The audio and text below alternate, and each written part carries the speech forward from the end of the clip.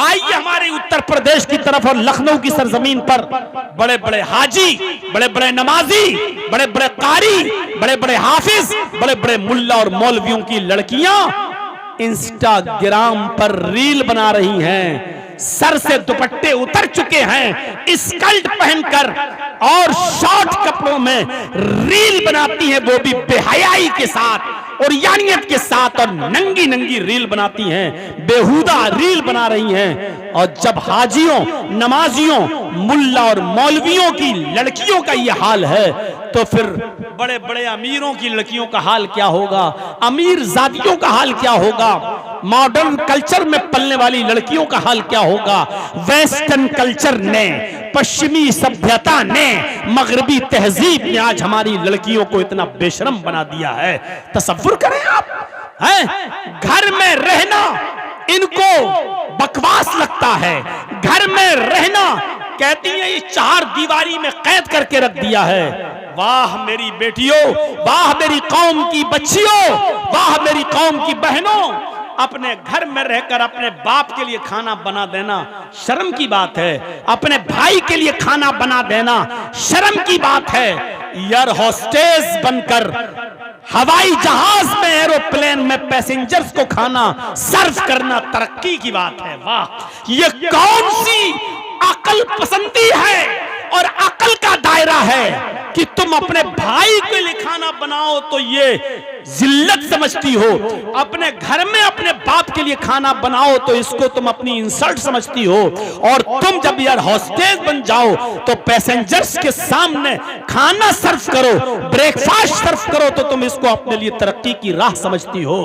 अपने घर में अपने भाई और बहनों के कपड़े धुल देना और साफ कर देने को तुम अपने लिए शर्म समझती हो, और हॉस्पिटल में नर्स का काम करके मरीजों का जख्म साफ कर देना और दूसरों के कपड़ों को धुल देना, इसको तुम अपने लिए काबिल फख्र समझती हो। इस वेस्टर्न कल्चर ने हमारी मां बहनों की अक्लों पर कैसा डाका डाला है। अल्लाह के नबी ने सच फरमाया, इज़ा लम तस्तही फफ़अल मा शि'त, जब शर्म व हया नहीं रही तो जो तेरा दिल चाहे वो कर। हम अहले हदीस हैं, हमारे यहाँ औरतों का मस्जिद में नमाज पढ़ने आना जायज है, बल्कि अल्लाह के नबी ने यह भी फरमाया कि अगर तुम्हारी औरतें मस्जिदों में नमाज पढ़ने आना चाहें तो उनको मस्जिदों में नमाज पढ़ने से मत रोको, अगर वो आना चाहें तो आने दो, लेकिन इसके बावजूद, इस खुली हुई इजाजत के बावजूद अल्लाह के नबी क्या कह रहे हैं, आए औरतों तुम्हारे लिए घर में नमाज पढ़ना मस्जिद में नमाज पढ़ने से ज्यादा अफजल है। औरतें मस्जिद में आ सकती हैं नमाज पढ़ने, औरतें मस्जिद में जा सकती हैं नमाज पढ़ने।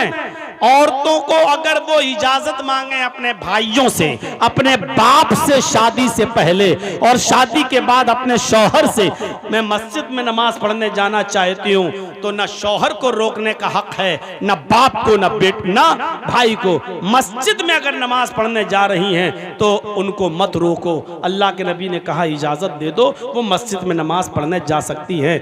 इस इजाजत के बावजूद अल्लाह के नबी क्या कह रहे हैं, औरतों का मस्जिद, घर में नमाज पढ़ना मस्जिद में नमाज पढ़ने से अफजल है। और जब अल्लाह के नबी ये कह रहे थे उस वक्त भी औरतें मस्जिद में नमाज पढ़ने आया करती थी, क्योंकि उनका अकीदा ये था कि हम नबी के पीछे नमाज पढ़ेंगे तो हमें कितना सवाब मिलेगा, हम मोहम्मदुर रसूलुल्लाह के पीछे नमाज पढ़ने का शर्फ हमें हासिल हो रहा है।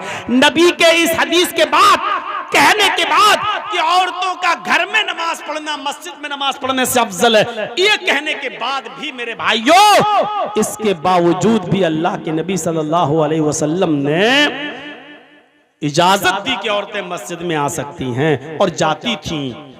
औरत का घर में नमाज पढ़ना मस्जिद में नमाज पढ़ने से अफजल है। फिर बरामदे में नमाज पढ़ना, खुली सहन में नमाज पढ़ने से ज्यादा अफजल है।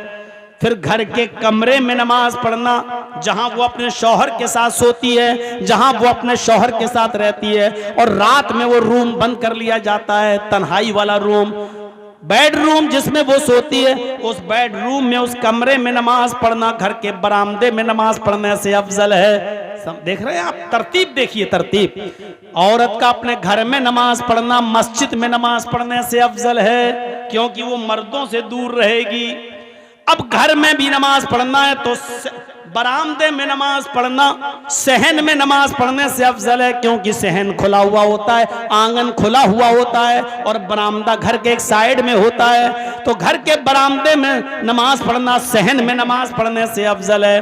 और फिर फरमाया घर के कोठे में, कमरे में, बंद रूम में, बेडरूम में, वहां नमाज पढ़ना बरामदे में नमाज पढ़ने से अफजल है, क्योंकि घर में भी लोगों का आना जाना लगा रहता है। खाला का लड़का, फूफा का लड़का, चचा का लड़का, कुछ भी हो, पर्दा तो है ही ना करती हैं वो अलग बात है, लेकिन एक लड़की को अपने चचा के बेटे से भी पर्दा है, खाला के बेटे से भी पर्दा है, मामू के लड़के से भी पर्दा है। पर्दा है तो है, सोचिए।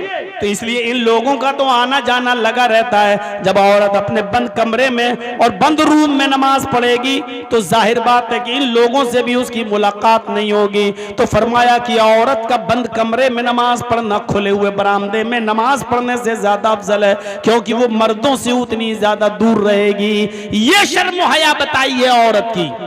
औरत से कहा गया जितना तुम मर्दों से दूर रहोगी उतना ज्यादा तुम्हारे लिए फायदेमंद है, अच्छा है। और एक और हदीस से आप अंदाजा लगाइए, अल्लाह के नबी सल्लल्लाहु अलैहि वसल्लम फरमाते हैं कि मस्जिद में जो लोग नमाज पढ़ने आते हो उनको आपने फरमाया कि अगली सफ, पहली सफ तुम्हारे लिए सवाब के एतबार से सबसे अफजल सब है, सबसे अफजल सफ है।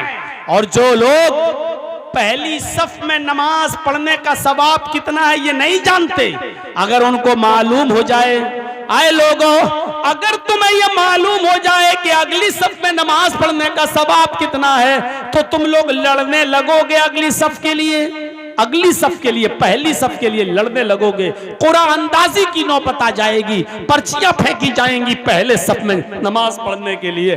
घर से तुम 2-2, 3-3 घंटा पहले निकलोगे कि मस्जिद में अगली सफ कहीं भर न जाए, इतना सवाब है पहली सफ में नमाज पढ़ने का। लेकिन अल्लाह के नबी औरतों से क्या कह रहे हैं, आए मस्तूरात, आए औरतों की जमात, ये अगली सफ में नमाज पढ़ने का सवाब मर्दों के लिए है।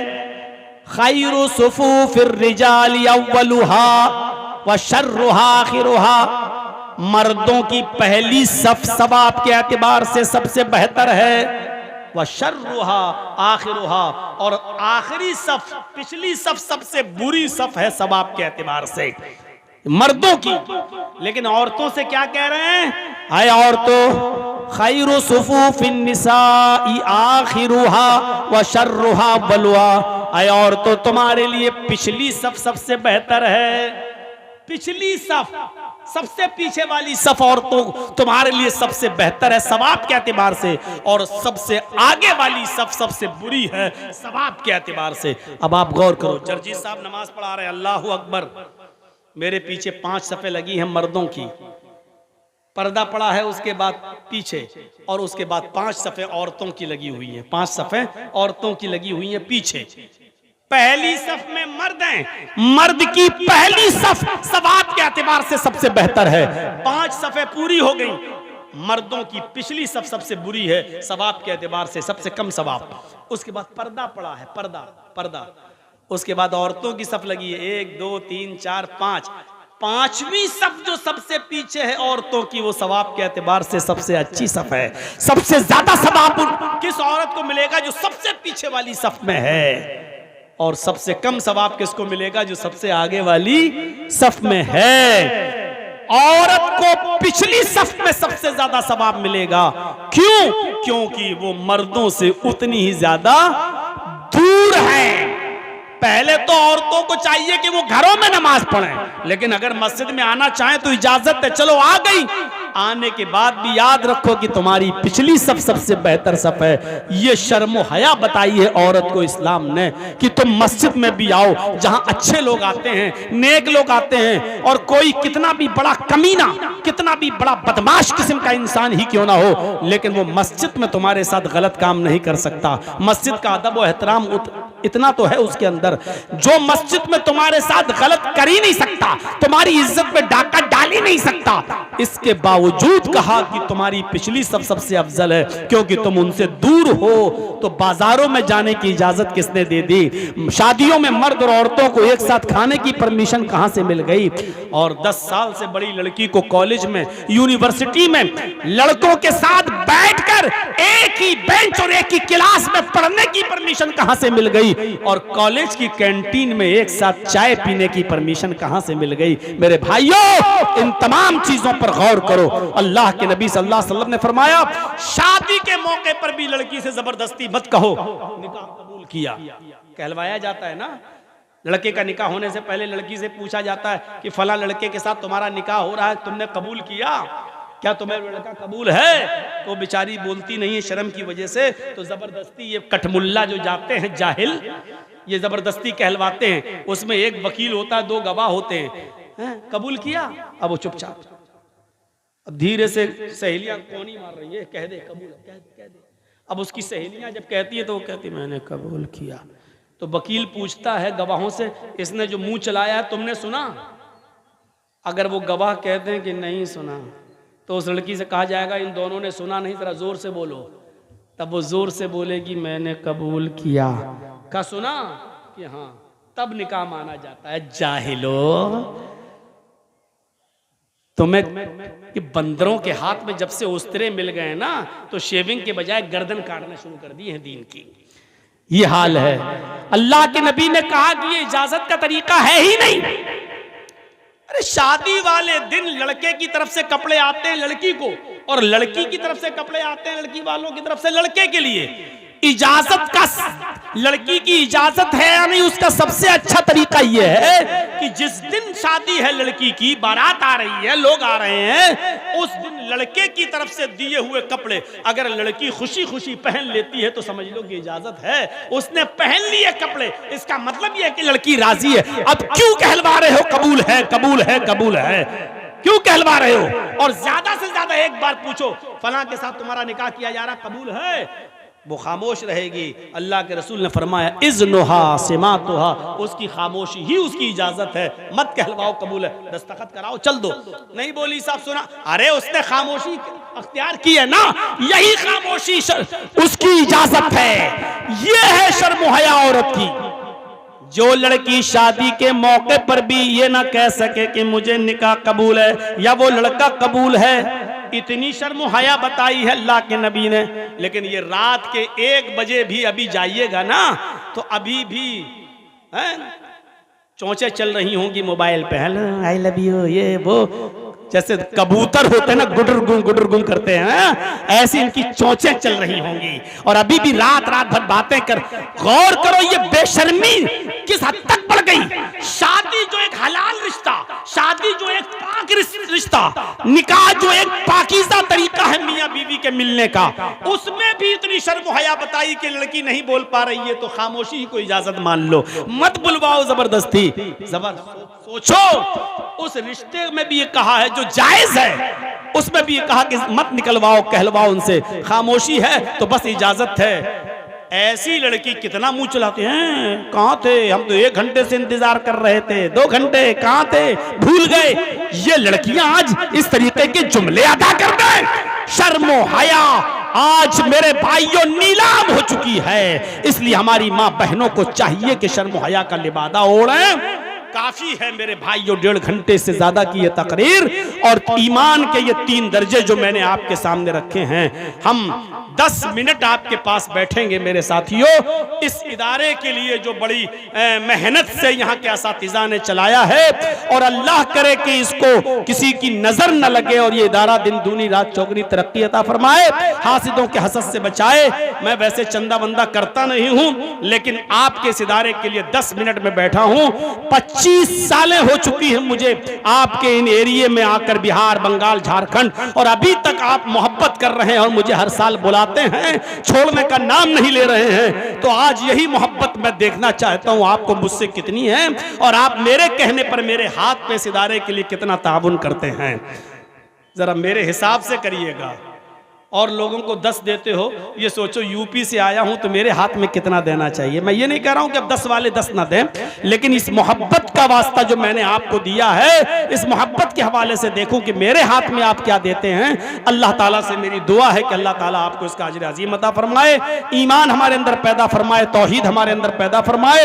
जब तक तू हमें जिंदा रखे अल्लाह, इस्लाम पे जिंदा रखना, और जब हमारा खात्मा हो तो ईमान पर खात्मा फरमाना। वमा अलैना इल्लल बलागुल मुबीन व आखिरु दावाना अनिल हम्दुलिल्लाहि रब्बिल आलमीन। अस्सलामु अलैकुम व रहमतुल्लाहि व बरकातुहू। मेरे हाथ में देते जाइए, मुसाफा करते जाइए, अल्लाह ताला आपको इसका पूरा पूरा अजर अजीम अता फरमाए। जज़ाकुमुल्लाहु अहसनल जज़ा। लाइए माशाअल्लाह माशाअल्लाह, लाइए जज़ाकुमुल्लाह।